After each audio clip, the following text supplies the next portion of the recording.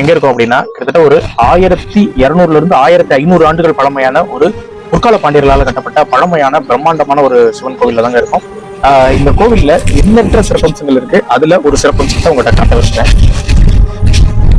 இது வந்து சண்டிகேஸ்வரரோட சிலைங்க. கிட்டத்தட்ட முற்கால பாண்டியர்களால வடிவமைப்புல செய்யப்பட்ட ஒரு சண்டிகேஸ்வரர் சிலை. பொதுவா சண்டிகேஸ்வரர் பாத்தீங்கன்னா ஒரு அமர்ந்த கோலத்துல ஒரு தியான நிலையில இருக்கிற மாதிரியான ஒரு சூழல்ல தான் இருப்பாரு. ஆனா இங்க பாத்தீங்கன்னா அவர் வந்து கையில வந்து ஒரு கோடாரியை வந்து கையில வச்சிருக்காரு.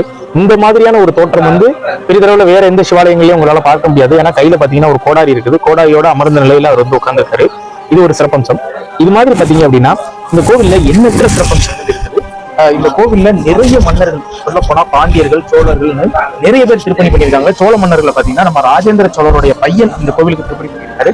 அதே மாதிரி மாரவர்மன் சுந்தர பாண்டியன், குலசேகர பாண்டியன், கூன் பாண்டியன், பல மன்னர்கள் இந்த கோவிலுக்கு நிறைய திருப்பணிகள் செஞ்சிருக்காங்க.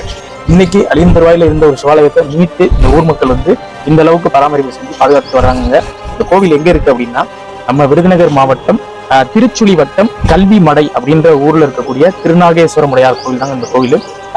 இந்த கோவிலுக்கு நீங்க வரணும் அப்படின்னா மதுரையில இருந்து ஒரு 30 கிலோமீட்டருக்குள்ளேயே நீங்க வந்துடலாம். திருப்போணம் ரோட்டு இந்த ரோட்ல வந்தீங்கன்னா இந்த கோவில் வந்து கல்வி மடைன்னு கேட்டாலே சொல்லிடுவாங்க. ரொம்பவும் பழமையான சிவாலயங்க. பெரிதளவுல யாருக்கும் தெரியாத ஒரு சிவாலயமா இருக்கு.